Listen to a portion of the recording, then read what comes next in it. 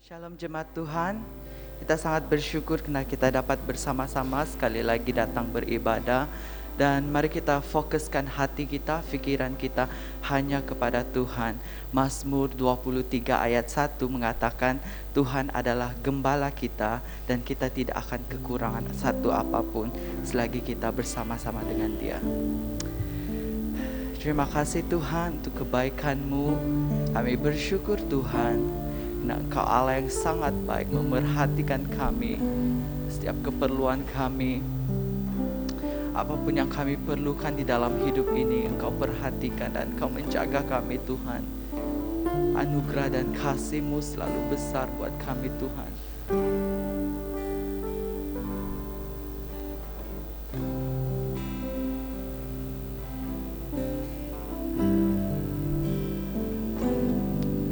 Bila hati terasa berat, tak seorang pun mengerti bebanku. Ku tanya Yesus, apa yang harus ku buat? Dia berfirman, mari datanglah. Dia selalu pedulikan aku. Ku datang Yesus, Dia pikul segala bebanku. Sujud di altarnya, ku bawa hidupku. Ku terima anugerahnya, Dia ampuniku dan bebaskanku. Dia ubah hidupku, baharui hatiku. Sesuatu terjadi saat datang di altarnya. Terima kasih Tuhan. Bila hati terasa berat, amin, tak seorang pun mengerti bebanku. Ku tanya Yesus, apa yang harus ku buat? Dia berfirman, mari datanglah. Dia selalu pedulikan aku. Ku datang Yesus, Dia pikul segala bebanku. Sujud di altarnya, ku bawa hidupku. Ku terima anugerahnya, Dia ampuniku dan bebaskanku. Dia ubah hidupku, baharui hatiku.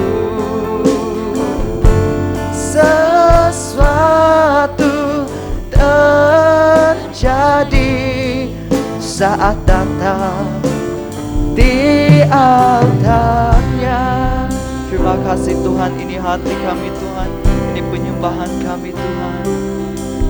Bila hati terasa berat, tak seorang pun mengerti bebanku.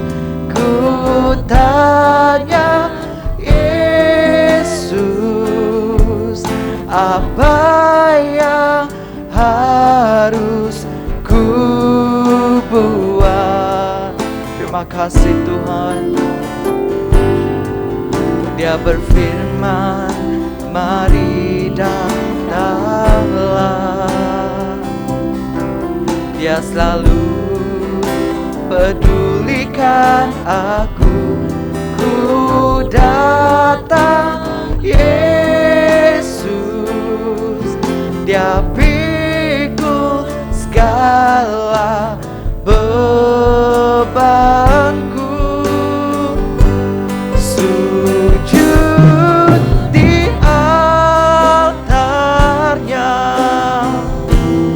ku bawa hidupku. Ku terima anugerahnya, Dia ampuniku dan bebaskanku. Dia ubah hidupku, baharui hatiku. Sesuatu terjadi saat datang. Mari jemaat Tuhan, kita bersama-sama bangkit berdiri bersama-sama. Terima kasih Tuhan. Sujud di altarnya. Terima kasih Tuhan. Ku bawa hidupku. Kami terima anugerah-Mu Tuhan. Anugerahnya, Dia ampuniku dan bebaskanku. Terima kasih Tuhan. Ubah hidupku, baharui hatiku. Sesuatu terjadi saat datang di altarnya. Sujud di altarnya, ku bawa hidupku. Ku terima anugerahnya, Dia ampuniku dan bebaskanku. Dia ubah hidupku, baharui hatiku. Sesuatu terjadi saat datang di altarnya. Terima kasih Tuhan. Pemulihan terjadi, kesembuhan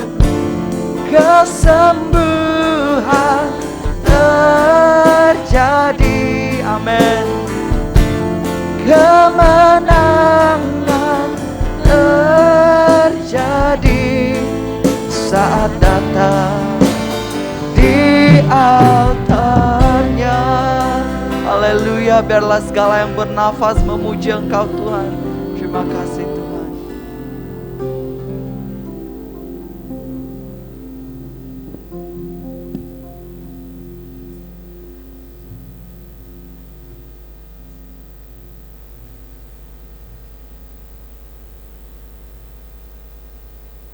Shalom semua jemaat Tuhan. Sekali lagi kita sangat bersyukur kepada Tuhan, kita masih dapat beribadah bersama-sama pada pagi hari ini. Mari kita terus memuji dan menyembah Tuhan. Jemaat yang dikasihi Tuhan, Tuhan beserta kamu. Dan beserta kamu juga. Saya gembira apabila mereka berkata kepada saya, Bila kita pergi ke rumah Tuhan, hai, marilah kita menyanyi kepada Tuhan. kita bersorak dengan sukacita kepada Juru Selamat yang Maha Kuasa. Allah itu roh, Kita harus menyembah Dia dalam roh dan kebenaran. kemuliaan kepada Allah Bapa, Anak dan Roh Kudus. Puji Tuhan sekarang dan selama-lamanya. Amin. Haleluya.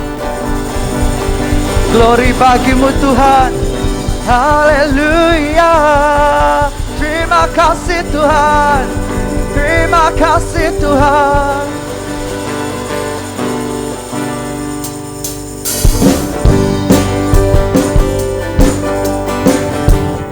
Kami datang dengan hati yang bersyukur Tuhan.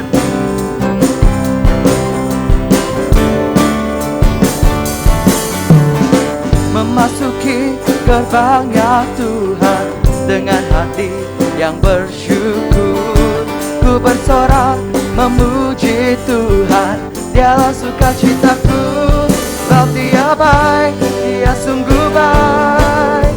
Kasih setianya untuk selamanya, sebab Dia baik, Dia sungguh baik. Kasih setianya kekal, sebab Dia baik, Dia sungguh baik. Kasih setianya untuk selamanya, sebab Dia baik, Dia sungguh baik. Kasih setianya kekal selamanya. Terima kasih Tuhan. Ku nyanyikan pujian bagi Dia dengan hati yang bersyukur. Ku rasakan kebaikannya di sepanjang hidupku. Sebab Dia baik, Dia sungguh baik. Kasih setianya untuk selamanya, sebab Dia baik, Dia sungguh baik. Kasih setianya kekal, sebab Dia baik, Dia sungguh baik. Kasih setianya untuk selamanya, sebab Dia baik, Dia sungguh baik. Kasih setianya kekal, sebab Dia baik, Dia sungguh baik. Kasih setianya untuk selamanya, sebab Dia baik, Dia sungguh baik. Kasih setianya kekal selamanya. Amin Tuhan. Kasih-Nya tak pernah berubah, dulu, sekarang, dan selamanya. Terpujilah Tuhan, terpujilah Yesus, terpujilah Tuhan, terpujilah Yesus, terpujilah Tuhan, terpujilah Yesus, terpujilah Tuhan, terpujilah Yesus. Oh, sebab Dia baik, Dia sungguh baik. Kasih setianya untuk selamanya, sebab Dia baik, Dia sungguh baik. Kasih setianya kekal, sebab Dia baik, Dia sungguh baik. Kau sungguh baik Tuhan. Terima kasih Tuhan. Dia sungguh baik. Kasih setianya kekal, sebab Dia baik, Dia sungguh baik. Kasih setianya untuk selamanya, sebab Dia baik, Dia sungguh baik. Kasih setianya kekal, kasih setianya kekal, kasih setianya kekal selamanya. Terima kasih Tuhan. Oh, kami bersyukur Tuhan.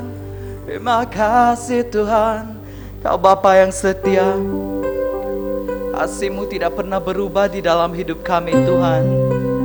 Terima kasih Tuhan untuk anugerah-Mu Tuhan, untuk nafas yang Kau berikan setiap hari Tuhan. Kami sangat bersyukur Tuhan.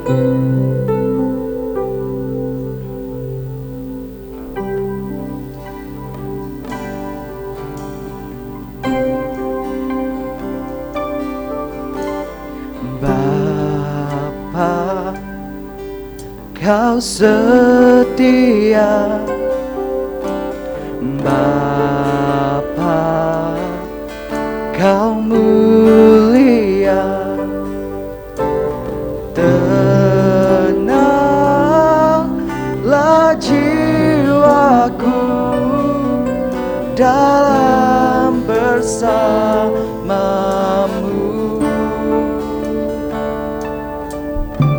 Lebih dari harta, Kaulah segalanya. Tenanglah jiwaku dalam hadirat-Mu. Kau tunjukkan kasih setiamu, Kau menyediakan yang ku perlu. Kau setia, Kau mulia, dulu, sekarang, dan selamanya. Kau tunjukkan kasih setiamu,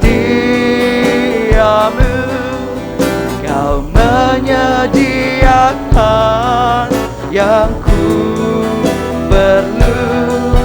Kau setia, Kau mulia, Bapa, Kau setia. Terima kasih Tuhan. Thank you Lord. Bapa, Kau setia, Bapa, Kau mulia. Tenanglah jiwaku, aman bersamamu.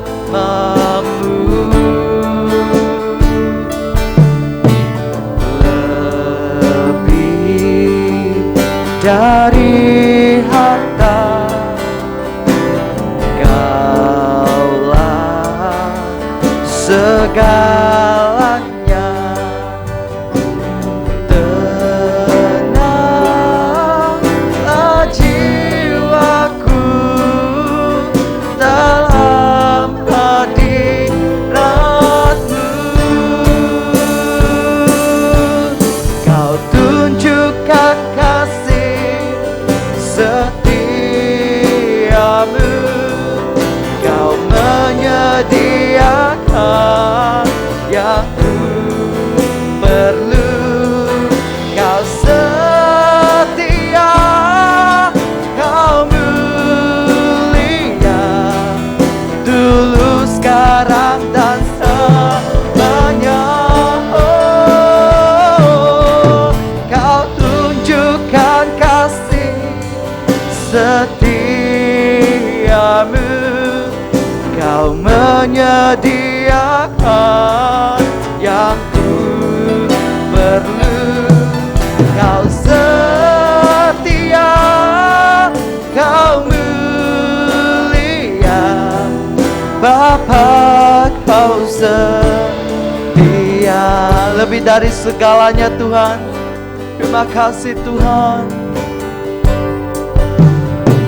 Lebih dari harta, Allah segala-galanya buat kami Tuhan. Unfocus kami hanya kepada Engkau Tuhan. Pusat penyembahan kami hanya kepada Engkau Tuhan. Tenanglah jiwaku dalam hadirat-Mu. Kau tunjukkan kasih setiamu, Kau menyediakan yang ku perlu.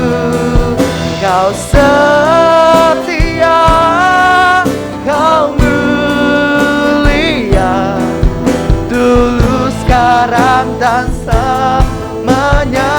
Thank you Lord, Kau tunjukkan kasih setiamu, Kau menyediakan yang ku perlu. Kau setia, Kau mulia, Bapa Kau setia. Terima kasih Tuhan untuk kesetiaan-Mu Tuhan. Kami bersyukur Tuhan untuk kebaikan-Mu di dalam hidup kami Tuhan. Kami sangat bersyukur Tuhan untuk penjagaan Engkau Tuhan. Terima kasih Tuhan. Tidak ada satupun yang dapat menghalang kami untuk datang menyembah Engkau Tuhan. Terima kasih Tuhan. Terpujilah Engkau Tuhan, termulialah nama-Mu Tuhan. Thank you Lord.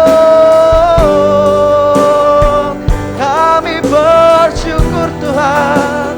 Glory bagi-Mu. Thank you Lord. Kami percaya Tuhan Kau menjaga kami Tuhan, dan Kau menyediakan setiap keperluan kami Tuhan. Dan Engkau Bapa yang sangat setia dalam hidup kami Tuhan. Terima kasih Tuhan.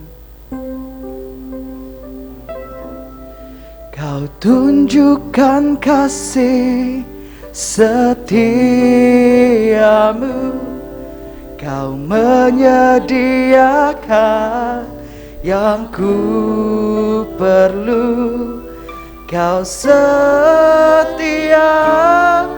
Kau mulia, dulu, sekarang, dan selamanya. Ini iman kami Tuhan, kami katakan Kau tunjukkan kasih setiamu,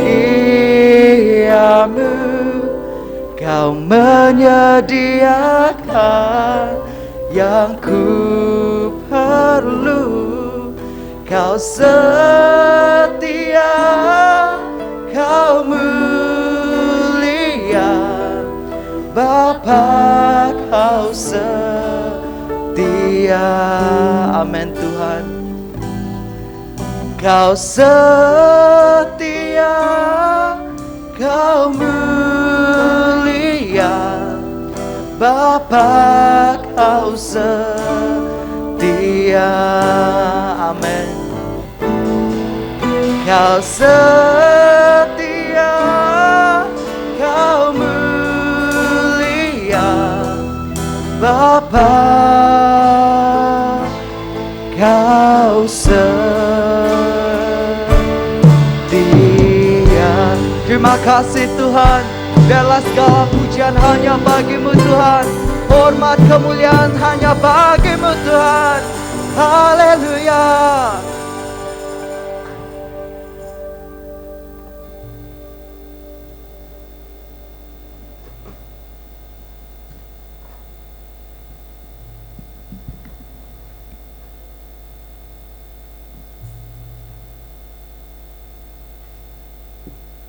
Pengakuan iman rasuli bersama-sama. Saya percaya kepada Allah yang tunggal, Bapa yang Maha Kuasa, pencipta langit dan bumi. Saya percaya kepada Tuhan Yesus Kristus, anak tunggal Allah, yang dilahirkan oleh anak darah Maria, yang menderita semasa pemerintahan Pontius Pilatus, dia disalibkan, mati, lalu dikuburkan. Pada hari yang ketiga dia bangkit dan dia naik ke surga. Dia duduk sebelah kanan Bapa. Dia akan datang kembali untuk menghakimi orang yang masih hidup dan orang yang sudah mati. Saya percaya kepada Roh Kudus, gereja sedunia yang kudus, dan daripada rasul-rasul, pengampunan dosa, kebangkitan hidup, dan kehidupan yang kekal. Amin. Jemaat dipersilakan dulu untuk mendengar pengumuman.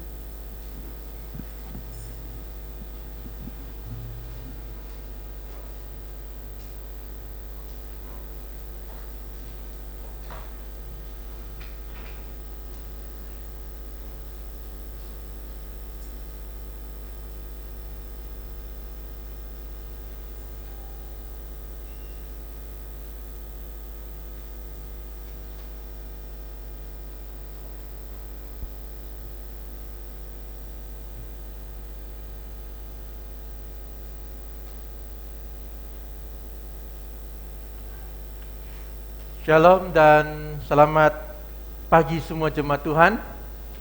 Kita mengucap syukur untuk kebaikan Tuhan karena kita boleh beribadah pada pagi ini bersama-sama. Dan sebelum itu kita melihat pengumuman di dalam buletin. Dan ini adalah minggu yang ketiga kita beribadah di gereja atau di dalam gereja. Dan untuk bahasa Malaysia adalah yang kedua kali. Dan untuk 1 bulan ini kita berselang-seli di antara Cina dan juga bahasa Malaysia. Dan nanti bulan September baru kita kembali seperti biasa, di mana Chinese jam 8 pagi dan BM jam 10:30 pagi. Itu pada bulan September nanti. Jadi itu kita akan lihat di dalam pengumuman seterusnya, di waktu saya akan masukkan di dalam pengumuman. Dan untuk jemaat kita masih gunakan ini video atau online. Jadi kalau di antara kamu tidak dapat mengikuti kebaktian atau ahli keluarga tidak mengikuti kebaktian, Anda boleh melayari kembali di dalam online kebaktian di dalam Facebook supaya Anda tidak ketinggalan di dalam kebaktian. Sebagai contoh, saya ibadah sebelah pagi, istri saya dan anak saya tidak dapat beribadah karena anak saya 2 masih kecil, belum sampai 13 tahun, jadi istri saya perlu menjaga mereka. Tetapi untuk mereka tidak tidak lepas daripada kebaktian, dan saya inisiatif pada sebelah malam lagi kami akan ikuti kebaktian online seperti kebaktian seperti ini. Jadi kita akan kirimkan kembali dalam WhatsApp Anda atau dalam Facebook, Anda boleh layari online ini di dalam kebaktian. Jadi itu kita akan lakukan seterusnya sampailah selesai PKP ini. Haleluya, amin. Jadi jangan risau, kita masih ikut untuk kebaktian yang sedemikian. Nah di sini kita ada satu borang online untuk menempah kerusi. Okey, untuk borang online menempah kerusi kita juga sudah sediakan di dalam grup WhatsApp Anda. Jadi kalau di antara jemaat yang belum masuk dalam grup WhatsApp, itu grup jemaat MAC atau Manggatal Anglican Church, sila daftarkan nama Anda, maklumkan kepada pemimpin awam atau kepada staf, nanti kita akan masukkan nama Anda. Nah, sebagai contoh untuk kebaktian online untuk menempah kerusi, kerana kita tahu kerusi di tempat ini hanya 43 kerusi saja untuk jemaat. Manakala 22 itu adalah para pelayan. Kerana peti muzik, penyambut tetamu, pimpin kebaktian atau pemimpin awam, itu maksudnya ada 22 kerusi. Maksudnya keseluruhan semua adalah 65 kerusi. Jadi dalam kebaktian kita ada 65 kerusi sahaja. Dan saya percaya pada masa-masa akan datang orang juga mau datang lagi kebaktian. Amin. Jadi kalau sudah penuh kita tidak boleh tambah kerusi. Oleh itu untuk mengelak daripada semua itu berlaku, kita belajar satu peringkat yang baru di mana kita sediakan satu borang online. Kamu isi hanya di dalam apa dipanggil di dalam handphone Anda untuk mengetahui Anda sudah mendaftar di dalam. Dan di dalam itu ada 3 kategori yang ditolak. Pertama, kalau umur Anda atau anak Anda 12 tahun ke bawah memang tidak dibenarkan masuk, jadi akan tolak. Yang kedua, kalau umur 70 tahun ke atas juga dia akan tolak. Ya.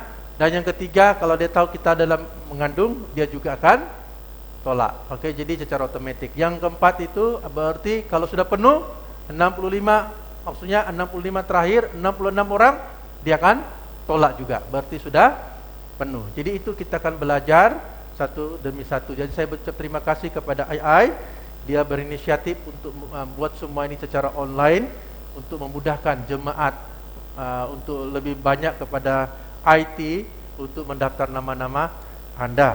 Dan seterusnya ada 2 borang online untuk mendapatkan e-bulletin atau QR code.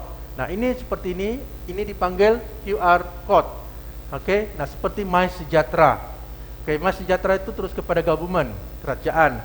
Tetapi kalau QR code ini untuk Manggatal Anglican Church. Okey, jadi seperti buku yang di luar Anda tulis. Jadi kalau Anda sudah daftar ini berarti tak perlu lagi dalam buku, ya.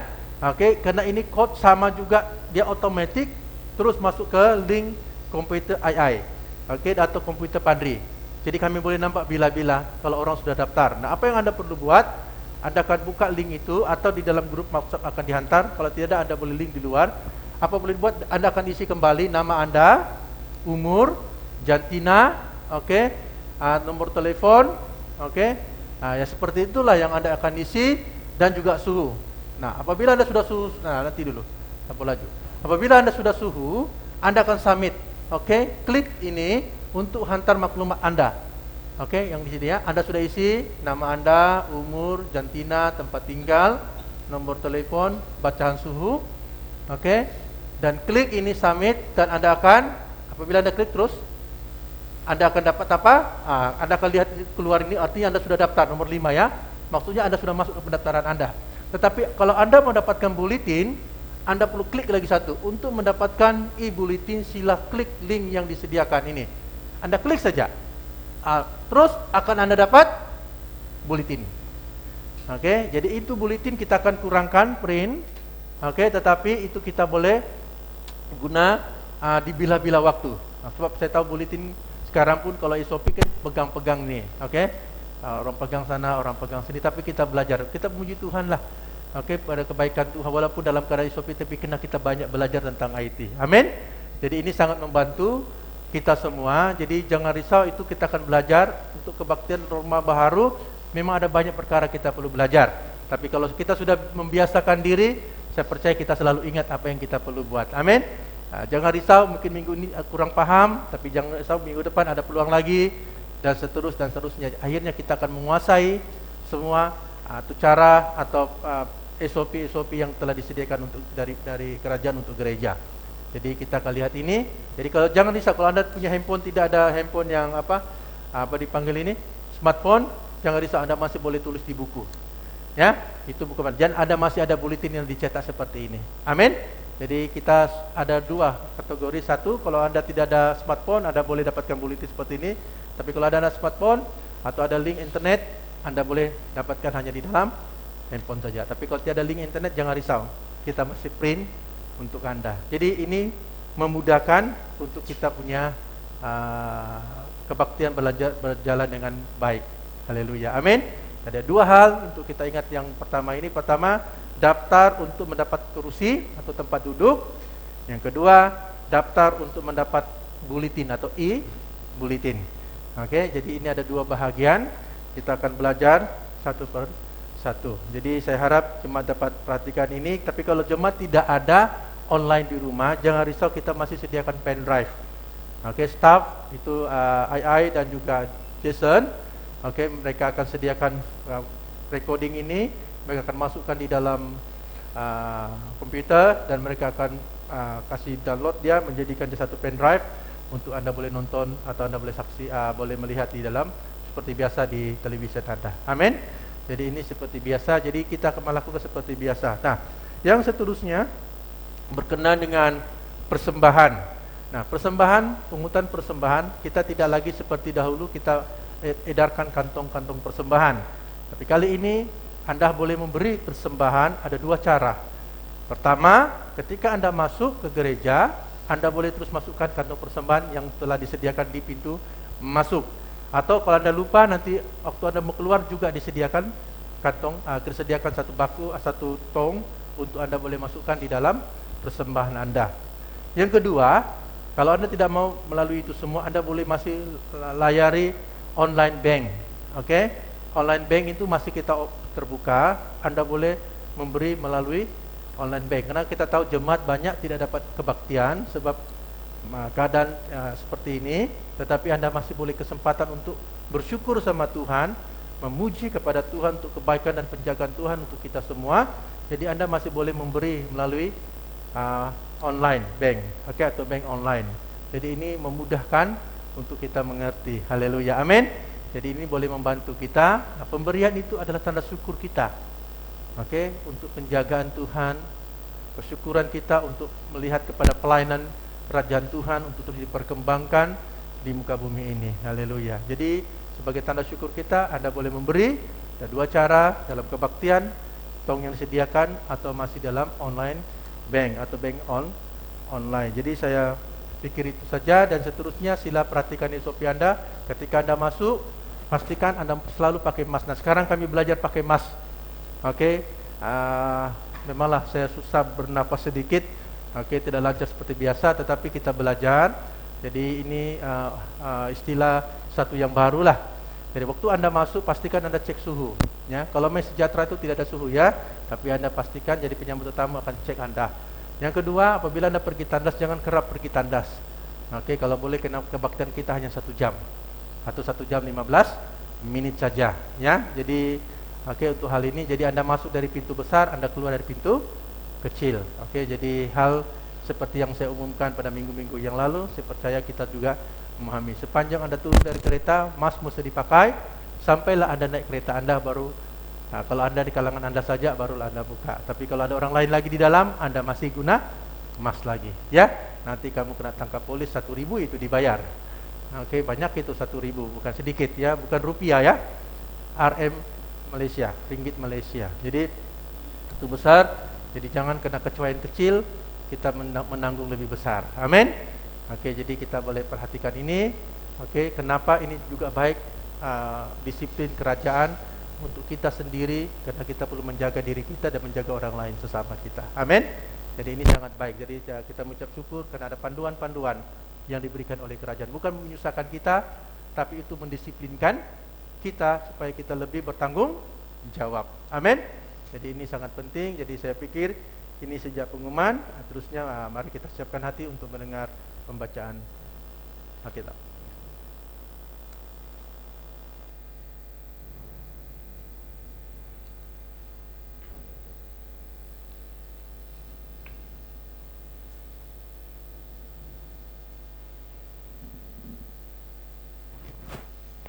Saya mengundang semua jemaat berdiri untuk pembacaan Injil.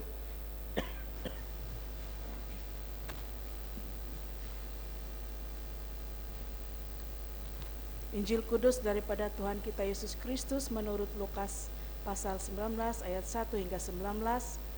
Lukas pasal 19 ayat 1 hingga 19.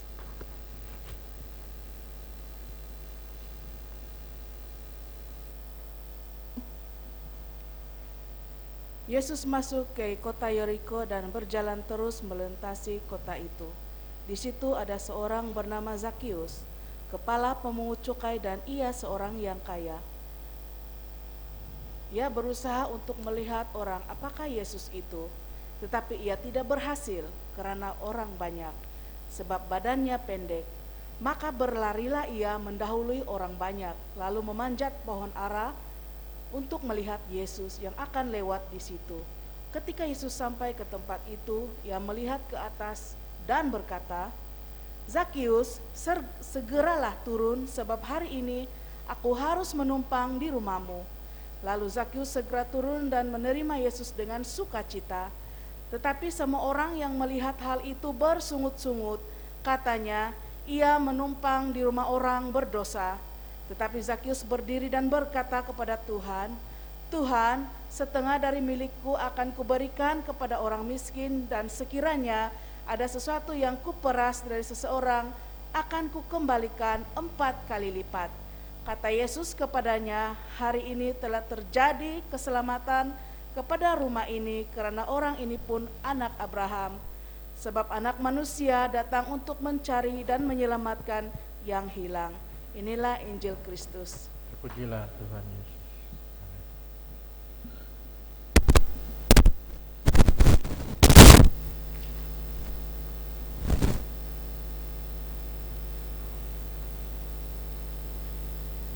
Silakan duduk semua.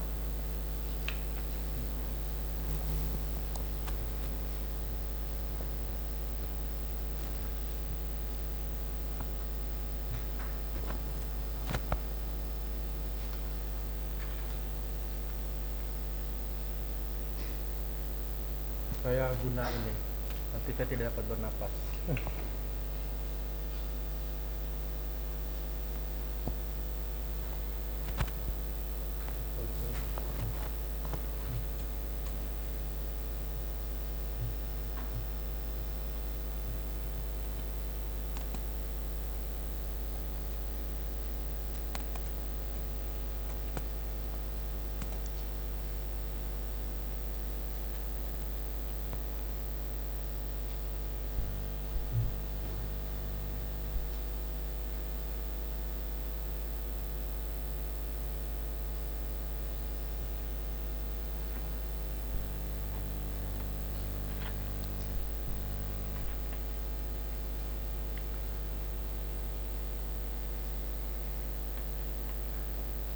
Shalom sekali lagi semua jemaat Tuhan.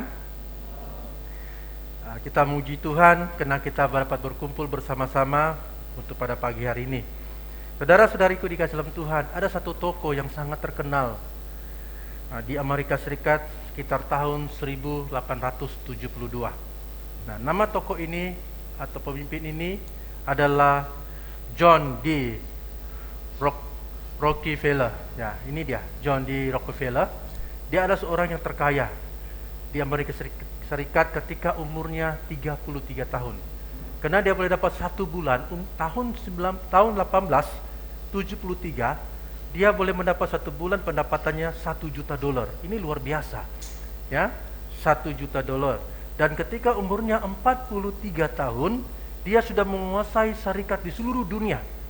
Wah, ketika umurnya 43 tahun. Dan ketika umurnya 53 tahun, dia dinobatkan menjadi orang yang terkaya di seluruh dunia. Nah, kita lihatlah usia yang masih muda dari 33 tahun sudah mendapat duit yang begitu besar, dan ketika dia umur 43 tahun, dia adalah seorang yang syarikat yang terbesar di dunia, memiliki syarikat yang terbesar di dunia, dan ketika umurnya 53 tahun, dia dinobatkan sebagai seorang yang terkaya di seluruh dunia. Nah, tentunya banyak orang berpikir bahwa Rockefeller ini punya kekayaan yang luar biasa dan dia pastinya lah dia hidup dengan senang, hidup dengan gembira, dan pastilah orang berpikir dia akan memboroskan keuangannya karena begitu banyak keuangannya. Tetapi ternyata tidak.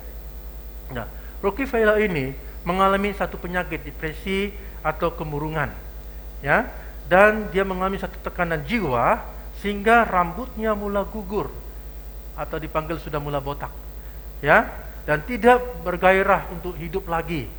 Dia mengalami kanker dan dia hanya boleh minum susu dan makan biskut saja. Lihatlah orang yang kaya, dia hanya memiliki seperti itu saja, dia tidak menikmati kekayaannya. Dia hanya dapat minum susu dan hanya makan biskut saja. Selain itu, Rockefeller juga mengalami susah mau tidur, ya, dan tidak mampu tersenyum. Wah, ini orang kaya tapi susah mau senyum. Dia tahu macam mana muka dia. Tengoklah itu gambar dia, pandai senyum gak itu? Dia susah mau senyum dan tidak merasa atau menikmati apa-apa di dalam hidupnya, ya. Dan dia juga sangat dibenci oleh orang-orang sekitarnya atau daerahnya. Orang tidak suka dia. Dan oleh itu Rockefeller ini dia perlu mengupah atau orang menjaga dia 24 jam. Tanpa orang henti menjaga dia. Waktu dia bangunkah, dia tidurkah, ada orang yang memperhatikan dan menjaga dia. Nah, dengan keadaan penyakit ini, dokter mengesahkan bahwa Rockefeller ini tidak akan dapat terus hidup lagi. Maksudnya ketika umurnya 53 tahun, dia hanya hidup hanya 1 tahun lagi, tidak sampai 1 tahun. Maksudnya kalaupun dia hidup, dia hanya mencapai 54 tahun, dia akan mati. Nah, ini menurut kajian dokter kena penyakitnya yang mengalami kanker ini. Jadi dia tidak dapat hidup sekian lama. Lalu apa yang dipikirkan oleh Rockefeller ini dalam keadaan yang seperti ini? Rockefeller merenungkan hidupnya. Dia kaya karena dia sudah dinobatkan terkaya di seluruh dunia. Dan dia kata, kalau aku mati, tidak mungkin saya punya harta dikubur bersama-sama dengan saya. Ya, dia berpikiran sampai sedemikian. Dan juga dia berpikiran begini, mana mungkin juga Tuhan boleh terima saya. Saya ini orang yang jahat, saya ini orang yang berdosa, dan saya penuh dengan dosa. Dan ini pikirannya ada 2 hal. Pertama, kekayaannya. Kalau dia mati, tidak mungkin dia bawa kekayaannya masuk ke kubur. Kedua, dia punya alasan bahwa dia kata Tuhan tidak akan terima dia karena dia orang berdosa. Dia tahu ini, karena kejahatannya, karena dia adalah orang yang berdosa. Tapi akhirnya Rockefeller ini pun mula mau mengenal Tuhan. Nah, ketika dia mula mau mengenal Tuhan, itu Yesus, dan dia mula bertobat. Dan ketika dia bertobat dan dia percaya kepada Tuhan Yesus dan menyerahkan hidupnya kembali kepada Tuhan Yesus, dan Tuhan Yesus memulihkan dia. Dan apa yang ada pada Rockefeller? ketika Tuhan memulihkan dia, dia menikmati hidup yang baru lagi. Amin. Dia menikmati satu kedamaian di dalam hatinya. Dulunya susah mau senyum, sekarang dia boleh senyum. Dulunya dia tidak menikmati kehidupannya, susah mau tidur, sekarang dia boleh tidur. Dan menurut analisis dokter yang mengatakan bahwa usianya hanya mencapai 54 tahun saja, ternyata itu tidak benar. Ternyata itu meleset. Amin. Dan kamu tahu berapa umur Rockefeller?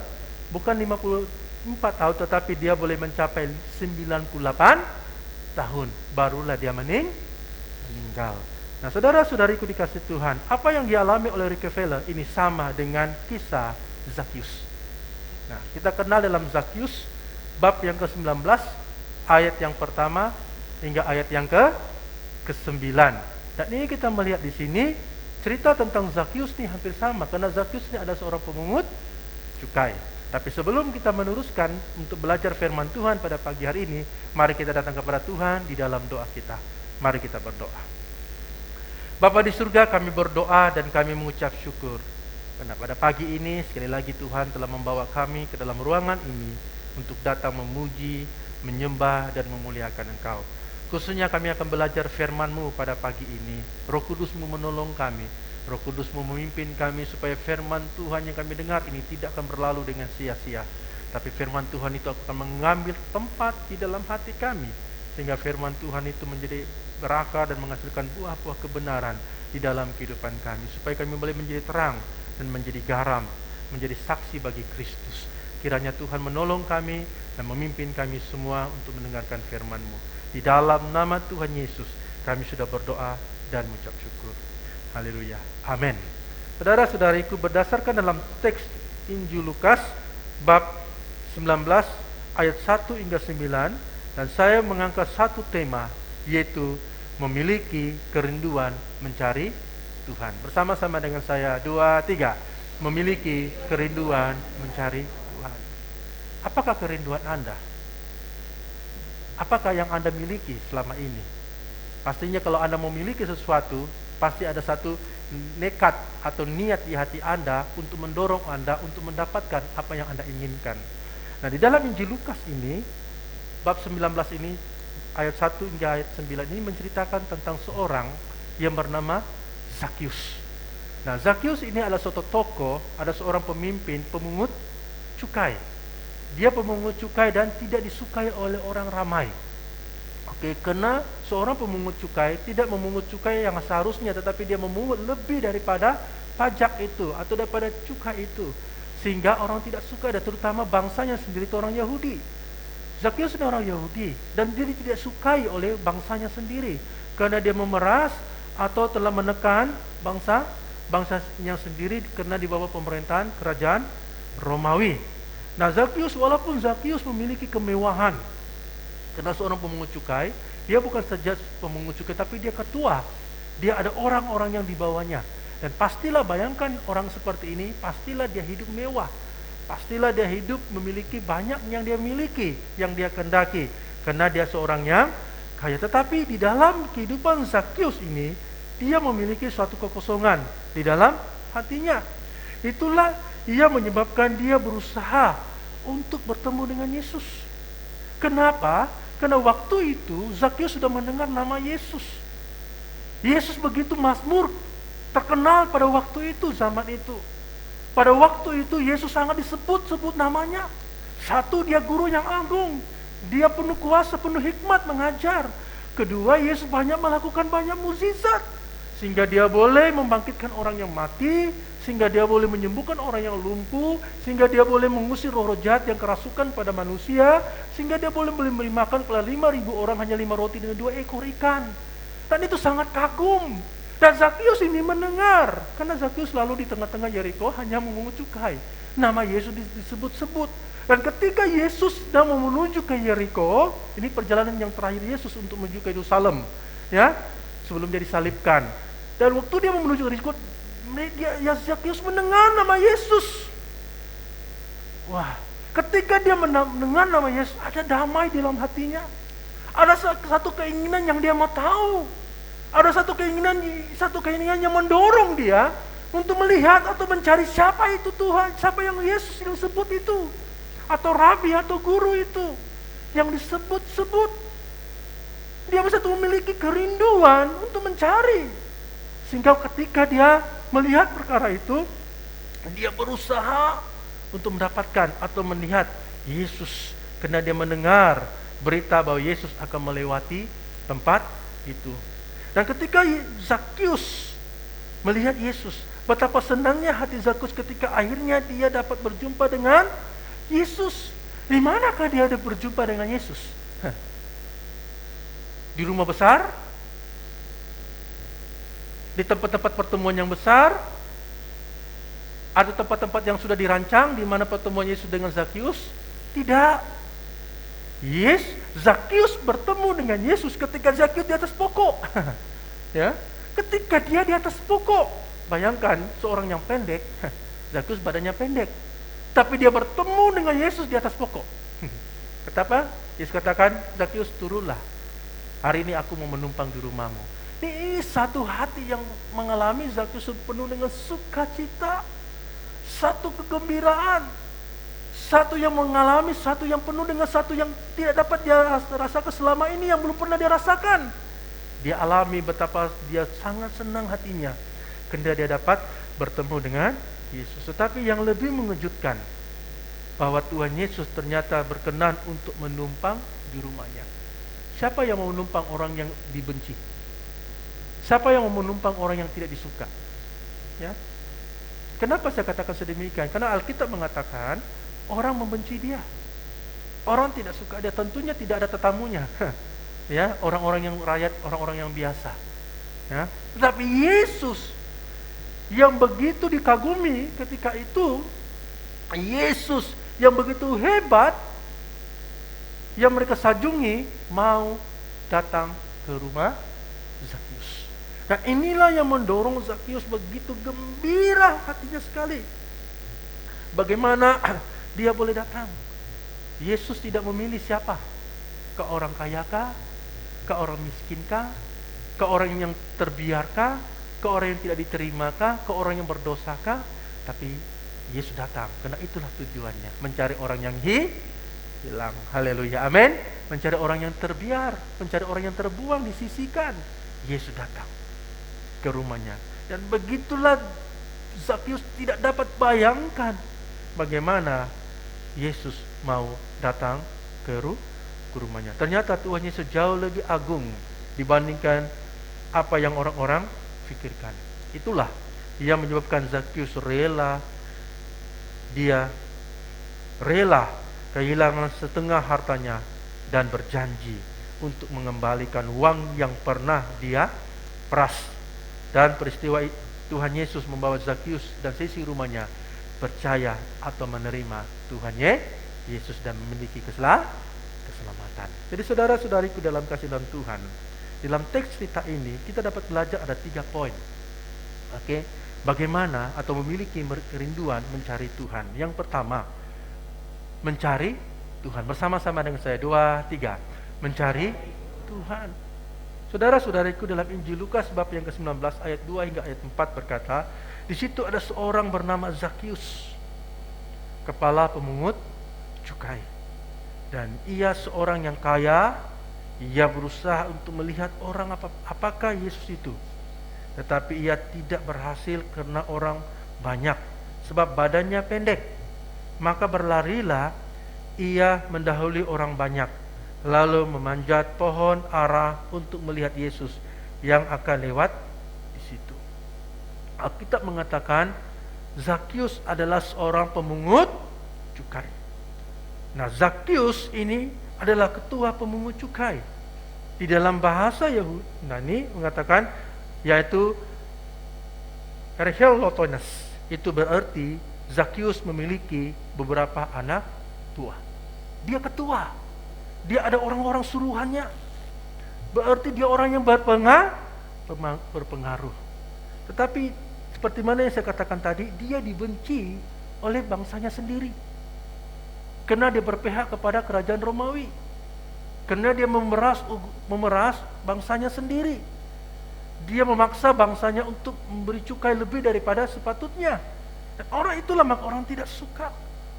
Sesuatu yang ada kekosongan di dalam hati Zakius.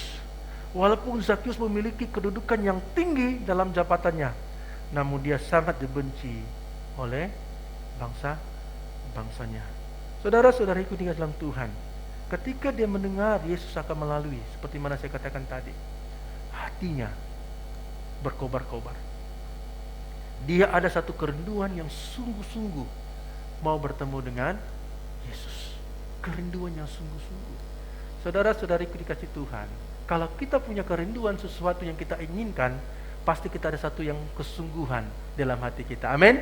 Yang mendorong kita untuk bertemu atau melihat orang yang kita mau melihatnya. Ada sesuatu yang mendorong kita. Kita tidak pikirlah sesakkah, banyakkah, hujankah, panaskah, malamkah. Tapi kalau kita mau bertemu dengan orang itu atau melihat orang itu, tentunya kita tidak ada satu yang boleh menghalang kita. Amin. Ada satu kesungguhan. Saya tidak tahu bagaimana kalau Anda, kalau contohnya saya ambil contoh kalau Raja Queen Elizabeth datang ke Menggatal. Oke. Dia memilih untuk datang ke Menggatal. Bayangkan Queen dari London ya, datang. Saya ambil contoh saja ya. Oke, dan orang-orang Menggatal diberi peluang untuk berjumpa dengan dia. Pasti Anda akan sungguh-sungguh mau datang. Pasti Anda sungguh-sungguh mau melihatnya depan mata. Ya. Dan Anda tidak pikirkah malamkah, siangkah, kalau masa Anda untuk berjumpa dengan dia, kamu akan pergi berjumpa dengan dia. Nah, itu maksudnya kesungguhan. Tidak ada yang menghalang-halangi dia lagi. Dia sedang duduk di meja untuk memungut cukai, tapi ketika dia mendengar Yesus mendatang, dia tinggalkan pekerjaannya.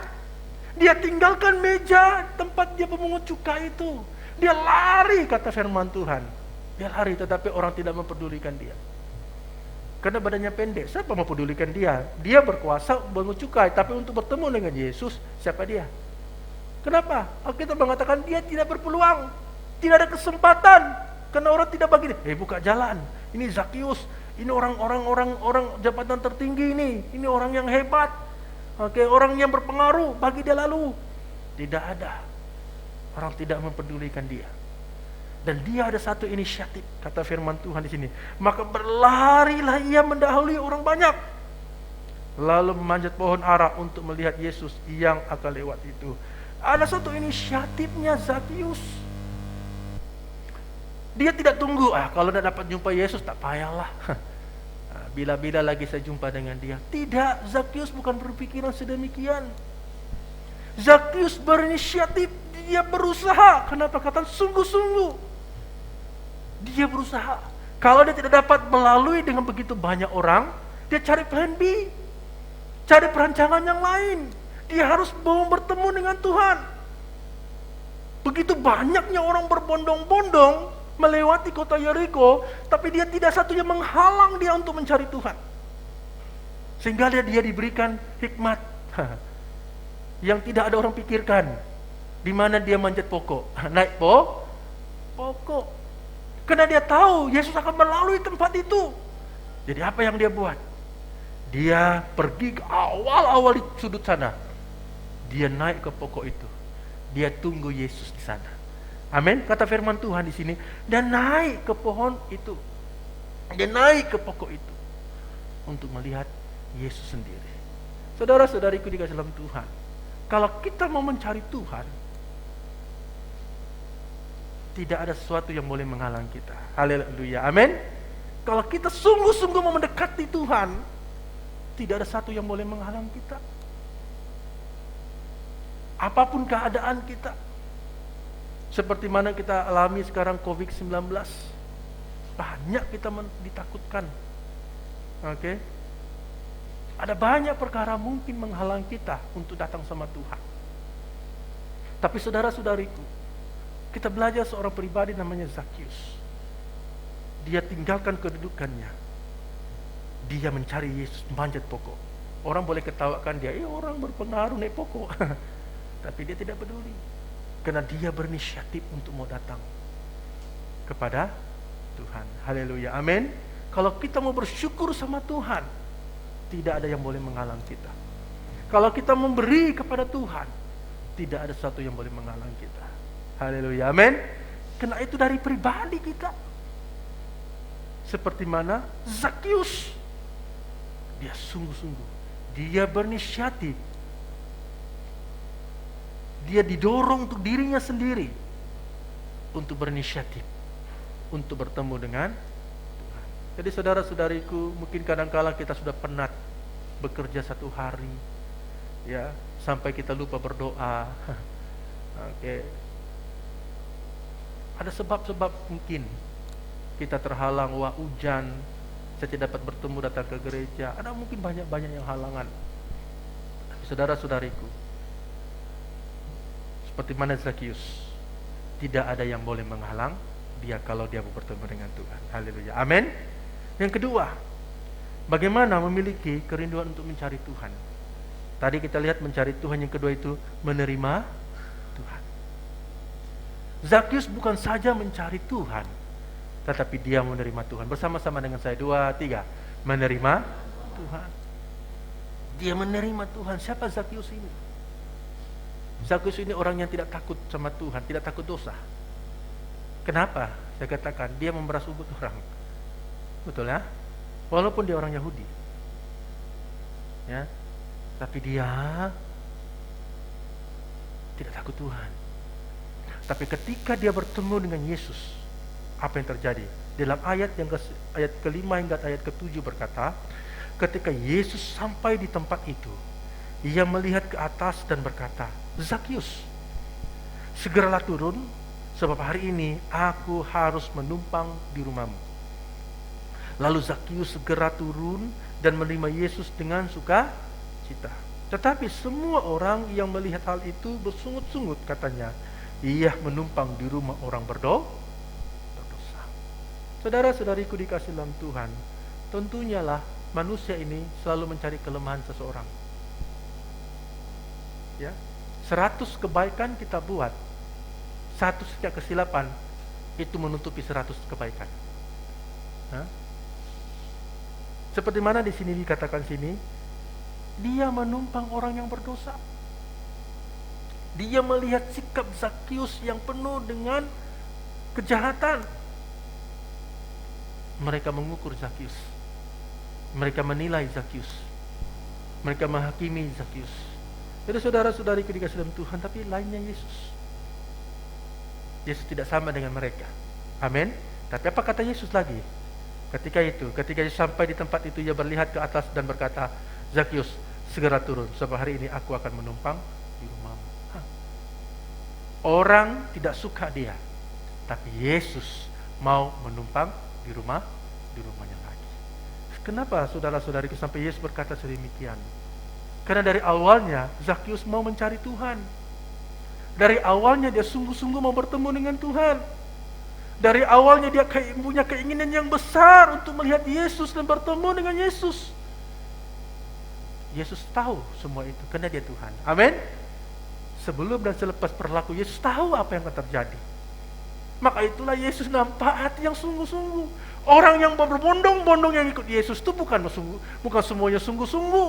Mereka hanya menyaksikan sejak mukjizat Yesus, tapi tidak sungguh-sungguh mau menerima dia. Tidak sungguh-sungguh yang berinisiatif untuk mengikuti Yesus dengan sepenuhnya. Hanya mengikuti dia, apa yang Yesus boleh buat, tapi tidak mengalami seperti Zakius. Zakius berbeza dengan mereka yang lain ketika dia mencari Tuhan, sehingga dia menerima Yesus. Saudara-saudariku dikasih Tuhan, ketika Yesus melihat di atas, Zakius segeralah turun. Saudara-saudariku, pernahkah Yesus bertemu dengan Zakius selama ini?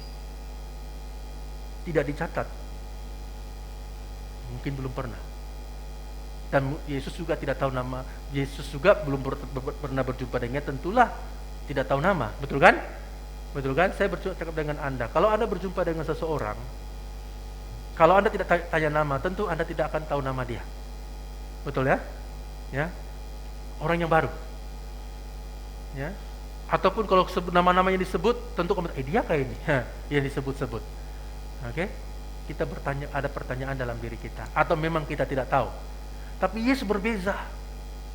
Yesus mengenal Zakius. Walaupun Zakius tidak pernah mengenalkan namanya, Yesus, saya Zakius pemungut cukai. Tidak. Tapi di sini Alkitab saya mengatakan, Yesus sendiri yang mengungkapkan, Zakius segeralah turun. Yesus tahu namanya. Yesus tahu hatinya. Yesus tahu keinginannya. Yesus tahu bahwa dia mau berubah. Yesus tahu. Maka itulah saya kata, hari ini aku mau menumpang di rumahmu. Karena dia sudah membuka hatinya. Haleluya. Amin. Mau mengundang Yesus masuk ke dalam hatinya. Mau mengundang Yesus masuk ke dalam hidupnya. Sehingga dikatakan, hari ini aku akan tinggal ke rumahmu. Zakius yang tidak pernah bertemu dengan Yesus, dan Yesus tidak pernah bertemu dengan Zakius, tapi Yesus tahu namanya. Haleluya. Amin. Dan ini berarti saya dan kamu, Tuhan tahu nama kita. Amin. Walaupun nama kita diubah-ubah, tapi Tuhan tahu dari awal nama kita siapa. Haleluya. Amin. Ya, dulu saya ada nama 3 nama saya. Ya. Nama saya Sabri, oke. Tapi kalau di rumah orang panggil saya Enos. Oke. Tapi kalau di sekolah orang panggil saya si Ben. Ya. Ada 3 nama saya. Tapi di akhirnya memanglah Sabri. Haleluya. Amin. Kita boleh banyak ubah-ubah nama. Ya, samaran-samaran, tapi Tuhan tahu siapa kamu. Dan dari mana kamu. Dan bagaimana hidupmu. Tuhan tahu. Dan tidak ada yang tersembunyi. Bagi orang tidak ada yang tersembunyi. Tuhan tahu nama kita. Walaupun nama kamu 3 kah, 5 kah, 10 kah, Tuhan tahu. Haleluya. Ada orang belah mukanya, operate mukanya supaya berubah. Oke. Tapi sejauh mana kita ubah kita punya di hidup, identiti kita, Tuhan tetap mengenal kita. Haleluya. Amin. Dia tahu. Karena dia adalah Tuhan. Maka saudara-saudariku dikasih Tuhan, Yesus mau menumpang di rumahnya. Sebab kenapa? Ada satu kekosongan yang ada dalam Zakius. Dia memiliki kekayaan. Seperti kita lihat tadi, siapa namanya itu? Yang kita lihat tadi itu Rockefeller. Dia memiliki kekayaan. Dia diiktiraf. Dia adalah orang terkaya di dunia ketika umurnya 53 tahun. Kita dengar tadi bukan? Pada tahun 1872. Dia orang terkaya di dunia, tapi dia ada kekosongan. Dia tidak menikmati hidupnya itu. Dia tidak menikmati keuangannya. Dia tidak menikmati hartanya. Sampai dia berpikir, seperti mana saya katakan tadi, kalau aku mati, karena dokter kata tinggal 1 tahun saya akan hidup. Kalau aku mati, macam mana hartaku tak kalah masuk dalam kuburan. Zakius sedemikian juga. Dia orang yang kaya. Dia memiliki, tapi kekosongan itu ada banyak di dalam hidupnya. Tidak ada damai. Itulah banyak orang kaya tidak damai, mukanya macam tomat saja, panjang. Susah mensenyum. Serius, datang dia datang, serius. Ya, takut, tidak ada suka cita. Ya. Zakius ada kekosongan di dalam dirinya. Walaupun dia hidup mewah, ada kekosongan. Tetapi di sini katanya dia respon menerima Tuhan dengan sukacita. Haleluya. Amin. Dia turun segera dengan penuh gembira. Hari ini aku menumpang di rumah Zakius. Dia turun dengan penuh sukacita. Tidak tahu macam mana Zakius turun, dia melompat kah? Tengok tuh. Pokok sana Zakius itu tidak tinggi juga. Oke? Tidak tinggi. Ya. Ada penafsir mengatakan pokok itu masih ada di Yerusalem. Jika izin Tuhan pergi Yerusalem, nampak ini pokok di Yeriko. Yeriko ini di Palestina sebenarnya sekarang. Yeriko adalah Palestina. Sekarang dipanggil Palestina.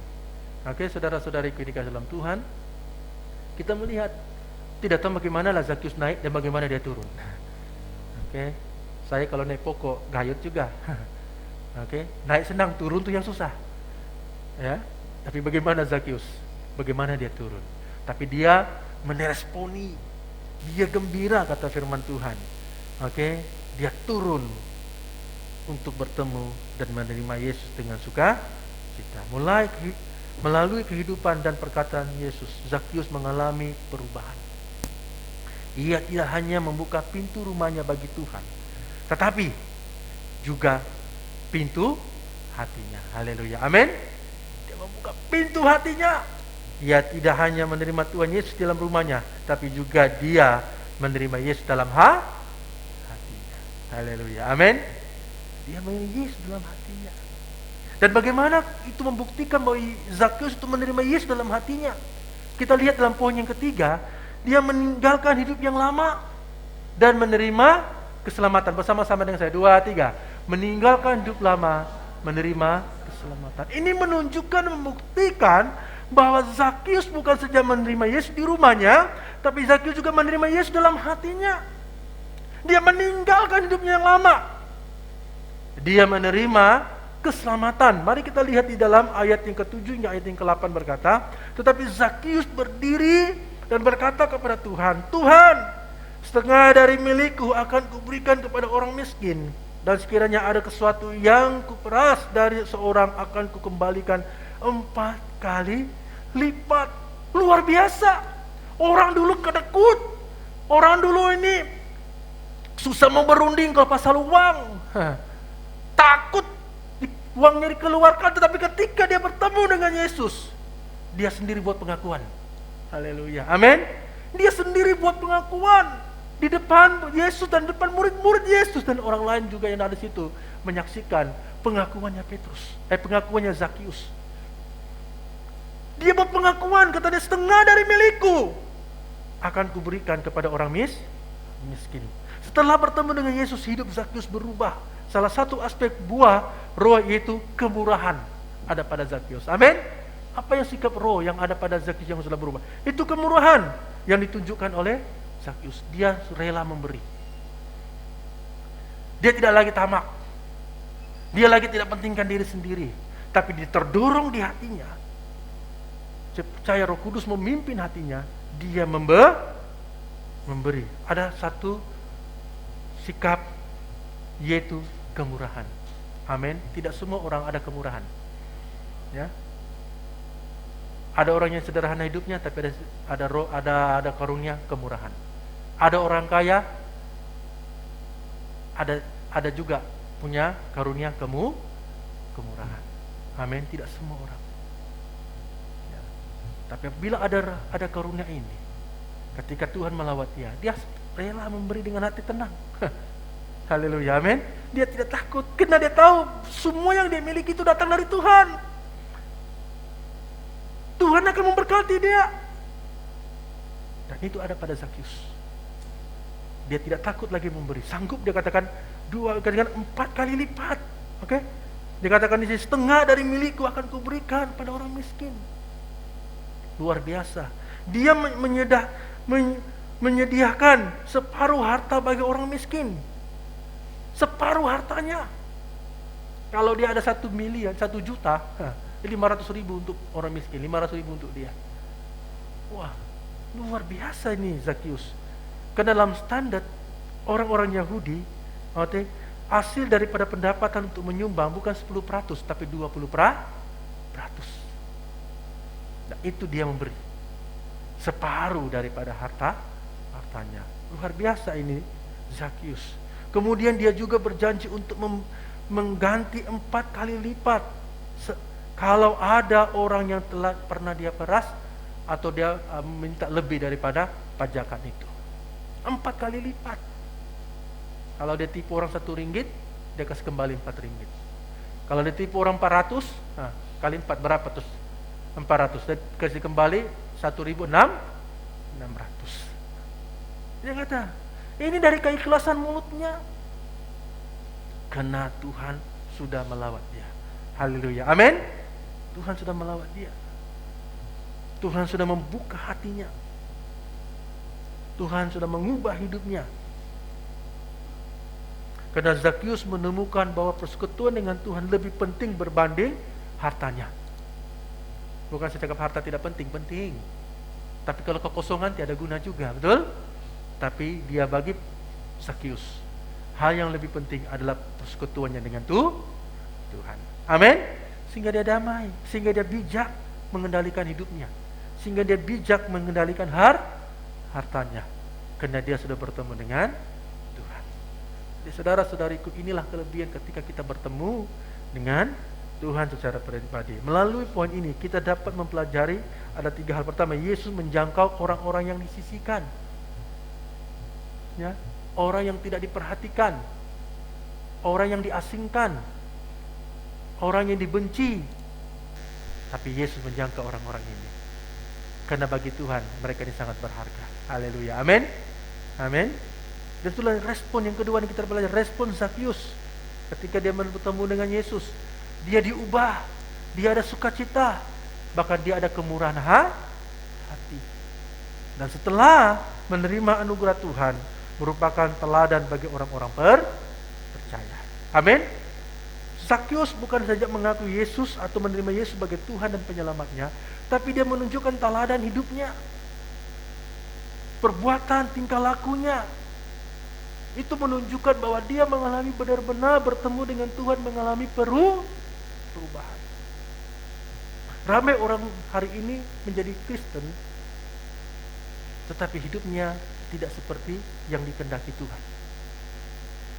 Ramai, ya, hidupnya seperti tidak dikehendaki Tuhan. Dia tidak menjadi teladan. Dia tidak menghasilkan buah-buah kebenaran itu dalam hidupnya. Ya, ramai. Tapi hari ini kita mendengar firman Tuhan, dan saya percaya jemaat di Manggatal adalah jemaat yang diubah. Haleluya, amin, amin. Jadi mari kita lihat, membuktikan bahwa kita benar-benar percaya dan menerima Yesus. Tentunya ada hasil atau buah perubahan dalam hidup kita. Amin. Tentunya kita tidak sama lagi. Zakius dulu ada orang pemeras sugut. Zakius adalah orang yang mementingkan diri sendiri. Hanya beberapa menit bertemu dengan Tuhan, dialah diubah. Haleluya, amin. Dan Yesus makan bersama dengan dia di rumahnya. Yesus bermalam di rumahnya. Amin. Dia banyak bertemu dengan Yesus. Jadi saudara-saudaraku di kasih Tuhan, ada cabaran apabila kita bertobat. Bukan mudah. Ada cabarannya, ada harga yang perlu dibayar. Amin. Tapi pertobatan itu bukan kekuatan kita, tapi perbuatan itu ada dorongan. Oke, kasih Tuhan. Amin. Kesungguhan kita untuk bertobat, maka kita mengalami pertobatan yang sungguh. Nah, ketika kita bertobat, kita harus berkomitmen terhadap pertobatan kita. Jangan saja kita bertobat, tapi besok lusa kita buat lagi. Jangan saja kita mengakui kesalahan kita hari ini, tapi besok lusa kita buat lagi. Itu bukan pertobatan. Ya, itu hanya menyenangkan seseorang. Ya, tetapi pertobatan itu bukan mudah. Tapi apabila kita didorong, kita sungguh-sungguh, mau minta pertolongan dari Tuhan, dan saya percaya pertobatan itu akan nyata di dalam hidup kita semua. Amin. Jadi saudara-saudari dikasih dalam Tuhan, untuk komitmen untuk pertobatan itu penting. Zakius bukan saja dia menerima Yesus, tetapi dia bertobat sungguh-sungguh. Maka itulah dalam Lukas 19 ayat 9 hingga ayat 10 berkata, kata Yesus kepadanya, hari ini telah terjadi keselamatan kepada orang rumah ini. Karena orang ini pun anak Abraham, sebab anak manusia datang untuk mencari dan menyelamatkan yang hilang. Hari ini, kata firman Tuhan, terjadi keselamatan kepada rumah ini, karena orang ini pun anak Abraham. Kenapa dipanggil anak Abraham? Karena melalui Abraham segala bangsa diberkati Tuhan. Amin. Dan melalui itulah kata Yesus Abraham, maka Zakius juga akan diberkati Tuhan. Haleluya, amin. Tuhan Yesus memanggil anak Abraham, karena melalui Abraham seluruh bangsa diberkati. Dan hari ini juga kita yang percaya seperti Zakius, kita juga akan diberkati seperti anak Abraham. Haleluya, amin. Jadi saudara-saudariku dikasih dalam Tuhan, sebab anak manusia datang untuk mencari dan menyelamatkan yang hilang. Seisi keluarganya, Zakius menerima dan percaya kepada Tuhan. Jadi saudara-saudariku dikasih dalam Tuhan, mari kita, apabila kita datang sama Tuhan, datang sungguh-sungguh. jangan menghalang situasi keadaan kita di sekeliling. Tuhan tahu bagaimana hati kita. Tuhan tahu bagaimana kesungguhan kita. Tuhan mengerti apa yang kita lakukan. Mungkin manusia tidak paham. Seperti Zakius naik pokok. Orang tidak mengerti, bahkan orang yang cek dia mungkin. Tapi Tuhan tahu. Dia ada kesungguhan mencari Tuhan. Haleluya. Amin. Dan kita juga sedemikian. Ketika kita mau mencari Tuhan, kita harus sungguh-sungguh. Dan membuka hati kita dan menerima Dia. Dan siap untuk diubah oleh Tuhan. Dan harus kita berkomitmen di dalam kita berubah. Haleluya. Amin. Kita harus berkomitmen. Dan ketika berkomitmen, saya percaya kita akan menghasilkan buah-buah kebenaran seperti dalam kitab Galatia. Haleluya. Amin. Ada buah-buah yang baik yang memancar dalam hidup kita. Jadi saudara-saudari dikasih dalam Tuhan, mari kita tetap dekat diri kita kepada Tuhan. Percaya kepada Tuhan bahwa Tuhan itu adalah Tuhan yang setia.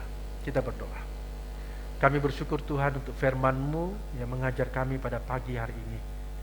Mengingatkan kami bagaimana kami sungguh-sungguh untuk memiliki kerinduan untuk mencari Tuhan. Tuhan tolong kami ya Allah, seperti Zakius yang sungguh-sungguh dia berinisiatif untuk datang kepada Tuhan. Dan kami juga sebagai umat-Mu, biarlah kami menyerahkan sekali lagi hidup kami, kepribadian kami ke dalam tangan Tuhan. Karena bagi Tuhan tiada satu pun yang tersembunyi di hadapan Tuhan. Maka Tuhan selidiki kami, ubah kami ya Allah, sehingga kami benar-benar berkomitmen untuk mengikuti Engkau. Dan kami percaya ketika kami berkomitmen mengikuti Engkau, kami akan menghasilkan buah-buah kebenaran, buah-buah yang baik, sehingga kami boleh menjadi terang dan menjadi garam dan menjadi saksi bagi Kristus. Terima kasih Tuhan, itulah kerinduan kami, baik dalam hidup kami, keluarga kami. Dalam nama Yesus kami sudah berdoa dan mengucap syukur bersama, kita katakan amin.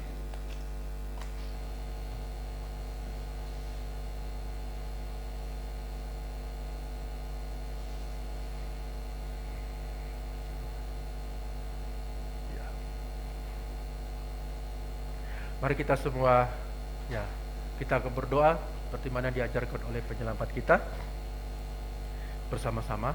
Bapa kami di surga, dikuduskanlah namamu, datanglah kerajaan-Mu, jadilah kehendak-Mu di bumi seperti di surga. Berikanlah kami pada hari ini makan kami yang sehari-hari, ampunilah kami akan dosa-dosa kami, seperti kami juga mengampuni orang yang bersalah kepada kami. Janganlah membawa kami ke dalam pencobaan, tapi lepaskanlah kami daripada yang jahat, karena Engkau-lah punya kerajaan, kuasa dan kemuliaan, sekarang dan selama-lamanya. Amin. Tapi sebelum doa berkat, pada ada satu pengumuman, tolong ambil buku dia. Video.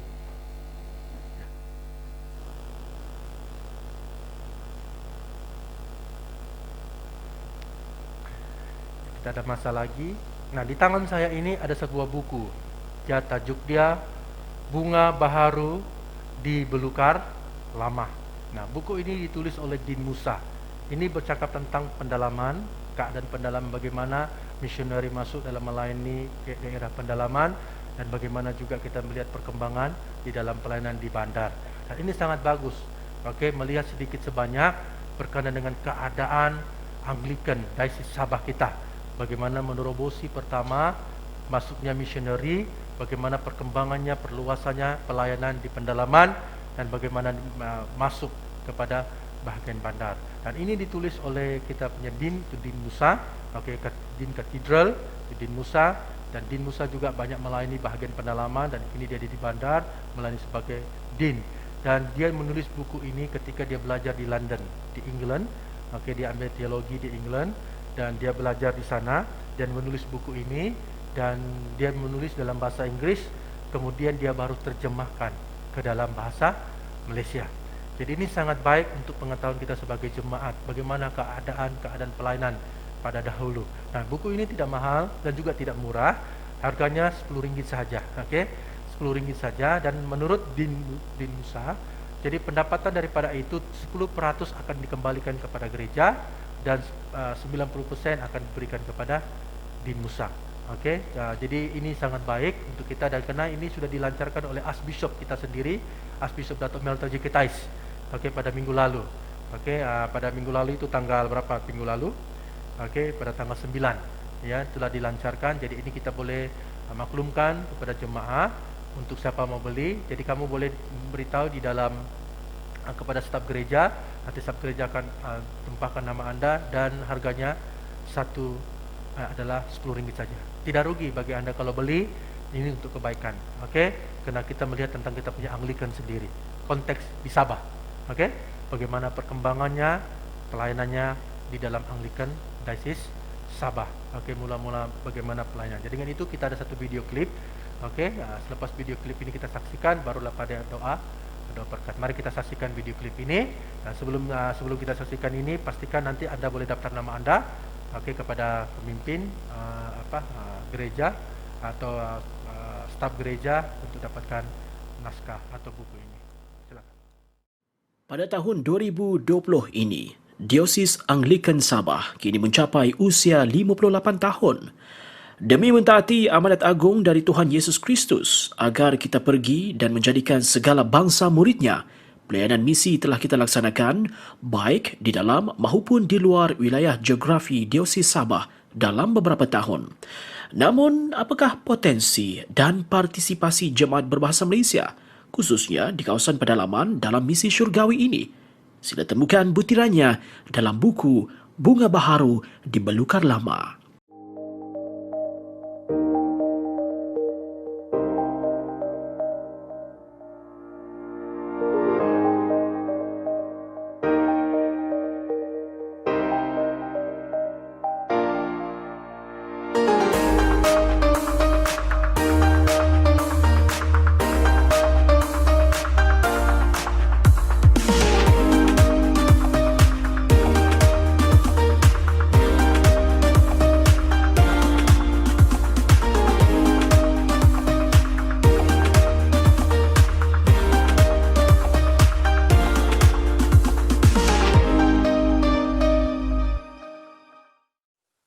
Buku ini mengisahkan pengamatan akan pengalaman umat Tuhan meresponi cabaran misi Dio yang lebih luas.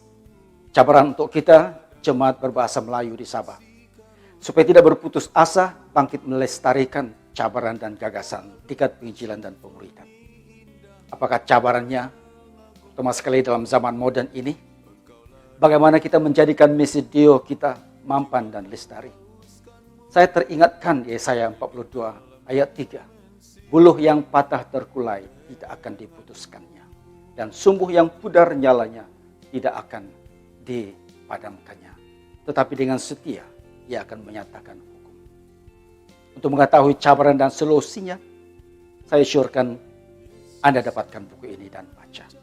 Jangan tidak baca. Shalom.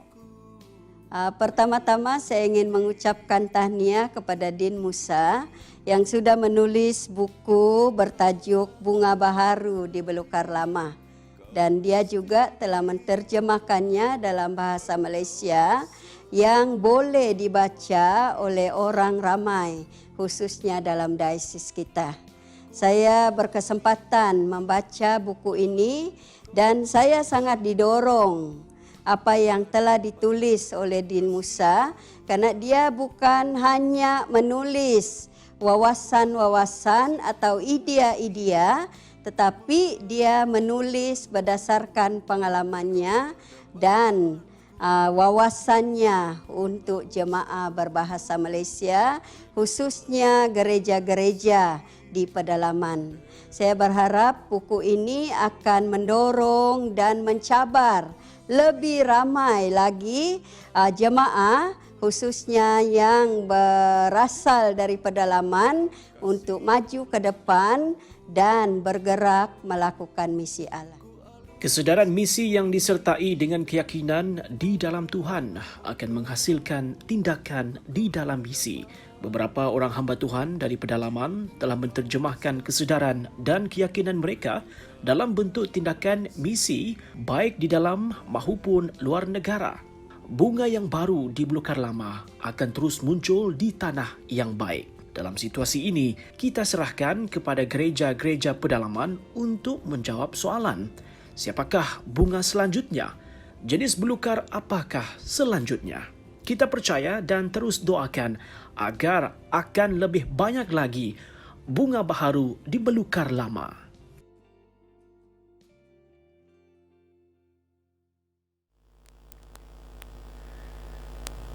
Mari kita semua berdiri untuk terima berkat daripada Tuhan.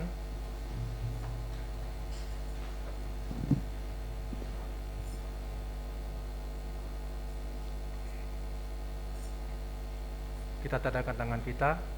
Sentosa Allah yang melebihi pengertian manusia memeliharakan hati dan jiwa kamu dalam penguatan dan kasih Allah dan anak Yesus Kristus Tuhan kita.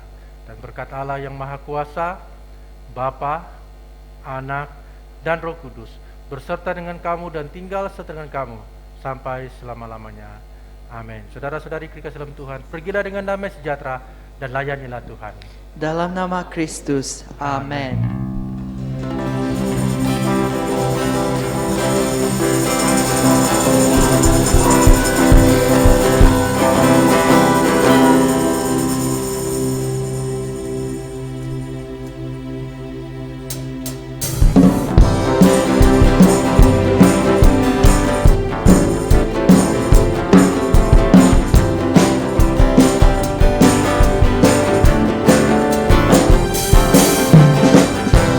Kasih setiamu nyata bagiku,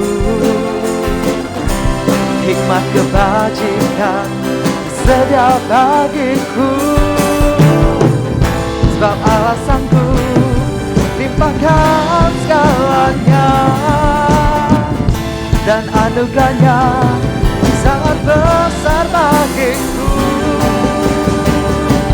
Aku diberkati, aku dilimpahi karena Allah sanggup untuk menyediakan.